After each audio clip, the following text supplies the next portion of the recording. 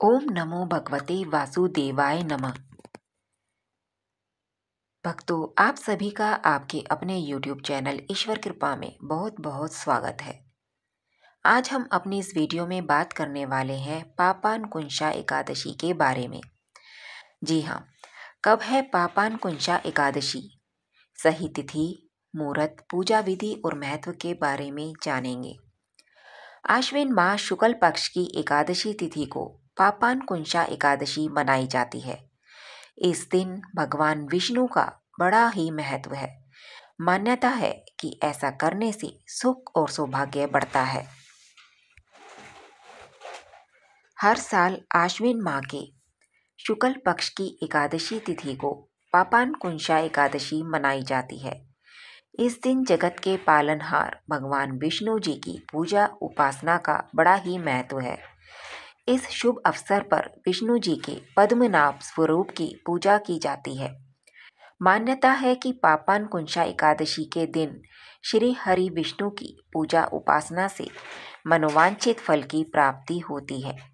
साथ ही व्यक्ति से जाने अनजाने में हुए सभी पापों का प्रायश्चित होता है। कहा जाता है कि पापानकुंशा एकादशी का व्रत रखने से जातक को 1000 अश्वमेघ और 100 सूर्य यज्ञ करने के समान शुभ फलों की प्राप्ति होती है। चलिए साल 2023 में पापानकुंशा एकादशी की सही तिथि, पूजा विधि और महत्व के बारे में जानते हैं। हिंदू पंचांग के अनुसार साल 2023 में आश्विन माह के शुक्ल पक्ष की एकादशी तिथि की शुरुआत 24 अक्टूबर को दोपहर 2:36 पर होगी और 25 अक्टूबर को दोपहर 4 बजे समाप्त हो जाएगी। ऐसे में उदया तिथि के अनुसार 25 अक्टूबर 2023 को पापानकुंशा एकादशी मनाई जाएगी। अब आते हैं पापानकुंशा एकादशी की पूजा विधि पर। पापानकुंशा एकादशी के दिन सुबह सूर्य उदय से पहले उठें, स्नान आदि के बाद व्रत का संकल्प लें। इसके बाद एक चौकी पर लाल या पीला साफ कपड़ा बिछाएं और विष्णु जी की प्रतिमा रखें। विष्णु जी को फल, फूल, अक्षत, चंदन, मूली, अक्षत और पंचामृत अर्पित करें। इसके बाद विष्णु जी की आरती उतारें, एकादशी की कथा सुनें और उनके मंत्रों का जाप करें। इस दिन ओम नमो भगवते वासुदेवाय नमः मंत्र का जाप कर सकती हैं। आते हैं पापानकुंशा एकादशी के महत्व पर। जी हाँ, आश्विन माह के शुक्ल पक्ष की एकादशी तिथि श्री हरि को समर्पित मानी जाती है। धार्मिक मान्यता है कि एकादशी के दिन विष्णु जी और माँ लक्ष्मी की पूजा उपासना से बल, बुद्धि, विवेक और धन की प्राप्ति होती है। साथ ही भगवान विष्णु अपने भक्तों के सभी संकट दूर करते हैं। पद्म पुराण के अनुसार पापानकुंशा एकादशी के दिन सोना, तिल, भूमि, गो, अन्न, जल, जूता और छाते का दान करना बेहद ही शुभ माना जाता है। ऐसा करने से यमराज के दर्शन नहीं होते हैं। अब आते हैं पापानकुंशा एकादशी के शुभ योगों पर। पापानकुंशा एकादशी पर इस साल वृद्धि योग, रवि योग और त्रिग्रही योग का संयोग बन रहा है।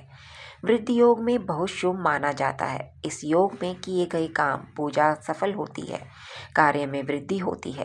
त्रिग्रही योग के प्रभाव से जातक को धन और सुख की अनुभूति होती है। एकादशी का व्रत ग्रहों के असर को भी काफी हद तक कम कर देता है, क्योंकि एकादशी व्रत का सीधा प्रभाव मन और शरीर दोनों पर पड़ता है। अब आते हैं पापानकुंशा एकादशी के उपायों पर।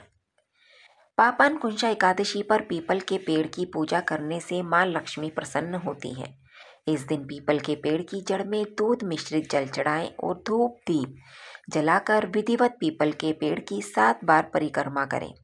मान्यता है इससे धन संबंधी हर परेशानियां खत्म होती हैं, धन लाभ के योग बनते हैं। ये व्रत व्यक्ति को कठिन तपस्या के बराबर पुण्य मिलता है, अर्थ एवं मोक्ष की प्राप्ति होती है। इस एकादशी पर भगवान पद्मनाभ की पूजा की जाती है। साथ ही इस साल पापानकुंशा एकादशी पर बेहद ही शुभ योगों का संयोग भी बन रहा है। शास्त्रों में एकादशी तिथि को बहुत ही पवित्र बताया गया है। इस तिथि के पुण्य फल से जीवन में कभी भी किसी चीज की कमी नहीं होती है और भगवान का आशीर्वाद बना रहता है। शास्त्रों में एकादशी का महत्व बताते हुए कुछ नियम भी बताए गए हैं। इन नियमों के अनुसार एकादशी तिथि को भूलकर भी इन कार्यों को करने से बचना चाहिए। हिंदू धर्म में सभी तिथियों में एकादशी तिथि को सर्वश्रेष्ठ माना गया है और एकादशी तिथि भगवान विष्णु को समर्पित है। इस दिन किए गए उपवास, जप, तप व ध्यान का विशेष महत्व होता है। शास्त्रों में बताया गया है कि एकादशी का व्रत करने से सांसारिक जीवन की सभी समस्याओं से मुक्ति मिलती है और व्यक्ति जन्म मृत्यु के बंधन से मुक्त हो जाता है और अंत में वैकुंठ धाम को प्राप्त करता है। धर्म ग्रंथों में बताया गया है कि इस पुण्यतिथि पर कुछ ऐसे कार्य हैं जिनको वर्जित बताया गया है। ऐसा करने से जीवन में कई तरह की परेशानियों का सामना करना पड़ता है और भगवान विष्णु की नाराजगी का भी सामना करना पड़ता है।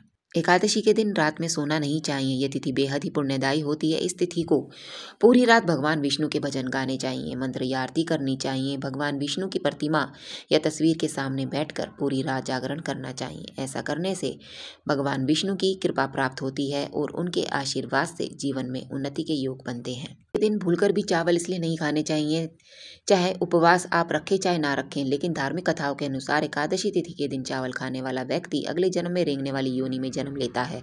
हालांकि अगर आप द्वादशी तिथि को चावल खाते हैं तो आपको इस योनि से मुक्ति भी मिल जाती है।